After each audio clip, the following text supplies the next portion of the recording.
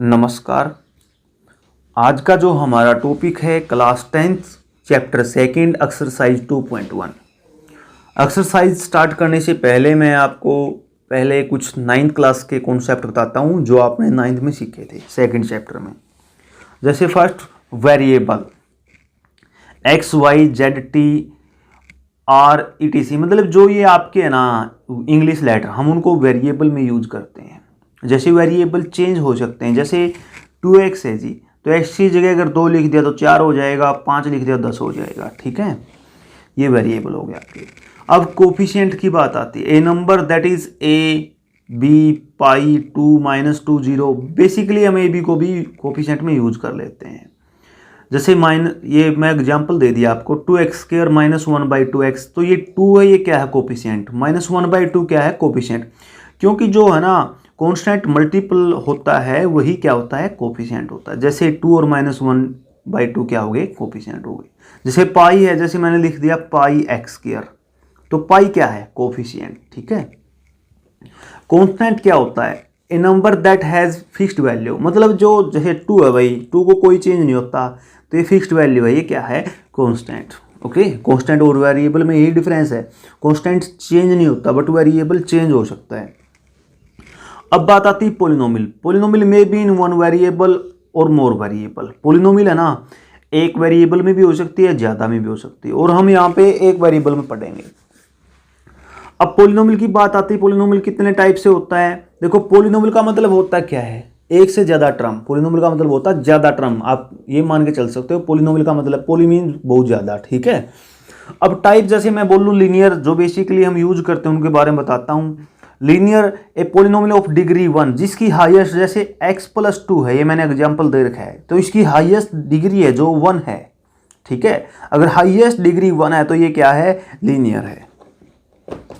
अब सेकंड पे देखिए, सेकंड है हमारी क्वाड्रेटिक इक्वेशन। क्वाड्रेटिक में क्या है, polynomial of degree 2, highest degree अगर 2 है, देखो हाईएस्ट डिग्री कितनी है 2, तो इसका मतलब ये क्या है quadratic. fz = √2z², highest power कितनी है 2, तो ये क्या है क्वाड्रेटिक। अब बात आती है क्यूबिक पे। A polynomial of degree 3, highest degree 3 means यहाँ पे मैं लिखूं हाईएस्ट तो और भी अच्छा रहेगा। ए पोलिनोमियल ऑफ हाईएस्ट डिग्री 3, यानी कि एक बात, या फिर आपने डिग्री लिख दिया तो हाईएस्ट उसमें अपने आप शामिल हो गया, क्योंकि डिग्री वही होता है जो हाईएस्ट पावर होती है। तो 3 क्या हो गया क्यूबिक हो गया, 3 है, इसकी पावर भी क्या हो गया क्यूबिक हो गया। ठीक है, अब आपको बताता हूं मैं zero of A polynomial px। Zero का मतलब भी देखो 9th में हमने सीखा है। मान के चलिए है ना, मैंने यहाँ पे है ना पोलिनोमियल में k पुट कर दिया और मेरा रिमाइंडर 0 आ गया। क्या आ गया 0, तो इसका मतलब क्या है k इसका क्या है जीरोज है। क्या है k इसका जीरोज। ये हम 9th में सीख चुके हैं, बट यहाँ पे भी बताता हूँ आपको। मैंने एग्जाम्पल ले लिया ही, px = x² + 2x + 1। If B put x = -1, मैंने पोलिनोमियल में है ना x = -1 इन px। ठीक है भी है ना, मैंने क्या कर दिया x = -1 पुट कर दिया px में। देखो जब हम px में पुट करते हैं तो क्या आएगा, जैसे देखो x की जगह -1 पुट कर देंगे, -1 का स्क्वायर + 2 × -1 + 1, -1 का स्क्वायर क्या आया 1 आया, 2 × -1 -2 आया + 1। देखो ये कट के कितना आया 0 आया। इसका मतलब क्या कहोगे आप, इसका मतलब आप ये कहोगे कि x = -1 इसका क्या है जीरोज है। Hence x = -1 is a zeros of polynomial. जैसे देखो इफ gx = x² + 5x + 4। आपने 9th में फैक्टर करने भी सीखे थे, जीरोज निकालना वहां से। जैसे आपसे इससे पूछा कि x² + 5x + 4 है, इसके जीरोज बताइए। For finding zeros of polynomial B put, जब भी हम जीरो प्राप्त करेंगे तो हम क्या करेंगे, gx को या px को fx को rx जो भी दिया होगा पोलिनोमियल उसको 0 के बराबर पुट करेंगे। हम लिखेंगे for finding zeros of polynomial B put gx = 0। अब x² + 5x + 4 को हमने 0 के बराबर पुट कर दिया। ठीक है, अब हम क्या करते हैं 5x को ऐसे दो टर्म जैसे p + q में तोड़ते हैं, p + q। ठीक है, कि जिसका जोड़ तो करे 5x आ जाए 5x को, और जिसकी मल्टीप्लाई करें तो क्या आए 5x² आए, यानी कि सॉरी 4x² आए। कितनी आए 4x²। देखो इसकी और इसकी मल्टीप्लाई होती है, इसका जोड़। अब 5 देखो मल्टीप्लाई 4 आनी चाहिए, तो ऐसे क्या है, ऐसे तो 5 जोड़ आना चाहिए, तो ऐसा 4 और 1 है, जिसका जोड़ भी 5 आता है और जिसकी मल्टीप्लाई क्या आती है 4। 9th में आप सीख चुके हैं।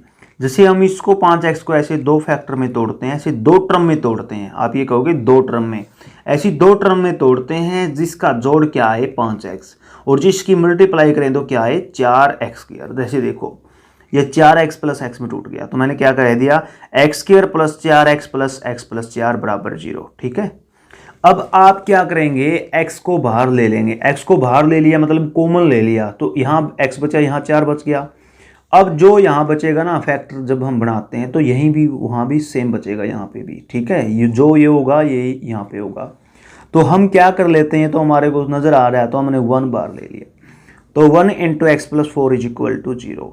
अब x + 4 कॉमन ले लिया, तो यहाँ से x + 4 कॉमन ले लिया। कॉमन का मतलब आप ये मानिए कि x + 4 से डिवाइड कर दिया, इसको भी डिवाइड कर दिया, इसको भी। जब इसको डिवाइड करूँगा तो क्या बचेगा, x बचेगा। जैसे x + 4 बाहर ले लिया, यहाँ से क्या बचा x, यहाँ जब x + 4 से डिवाइड करूँगा तो क्या बचेगा 1 बचेगा। क्या बचेगा 1 और = 0।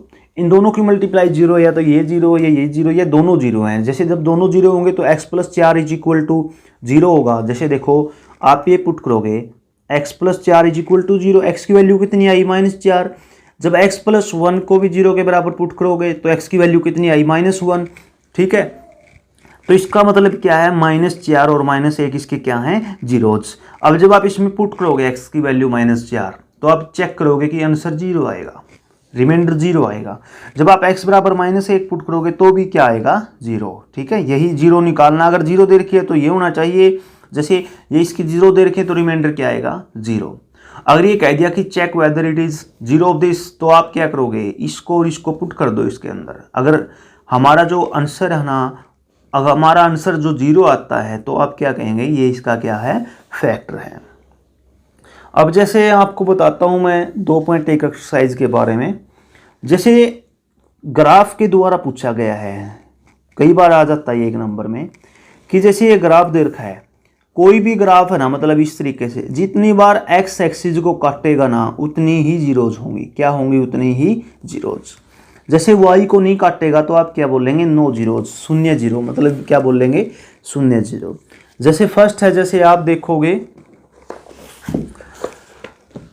देखो फर्स्ट में क्या है आपने देख रखा है, मतलब ये x को है ना, आप देख रहे हैं कि ये y को काट रहा है, x को नहीं काट रहा, तो यहाँ पे क्या होगी जीरोज 0 होगी। क्या होगी 0 0 होगी, इसकी कोई 0 नहीं है, सिर्फ 0 लिखोगे आप। देखो ये 1 बार काट रहा है तो इसकी जीरोज कितनी होगी 1 होगी। यहाँ पे एक बार 2 बार 3 बार, तो कितनी जीरोज होंगी 3 बार। ये मत सोचना कि y को काट रखा है, नहीं, y को मत लेना। 1 बार 2 बार 3 बार, इसकी 3 जीरोज होगी भाई। यहाँ पे देखो 1 बार 2 बार, तो कितनी जीरोज होगी 2 जीरोज होगी। यहाँ पे देखो 1 बार 2 बार 3 बार 4 बार, इसकी जीरोज कितनी होगी 4 होगी। इसकी देखो 1 2 3, ये मत सोचना कि डबल टाइम में ये यहीं पे मिलके यहीं पे उठ रहा है, तो 1 2 3, ये इसकी जीरो कितनी होगी 3 जीरो होगी। देखो बिल्कुल आसान है ये, मैंने आपको बता दिया। जितनी बार x एक्सिस को काटता है उतनी ही क्या होंगी जीरोज होंगी।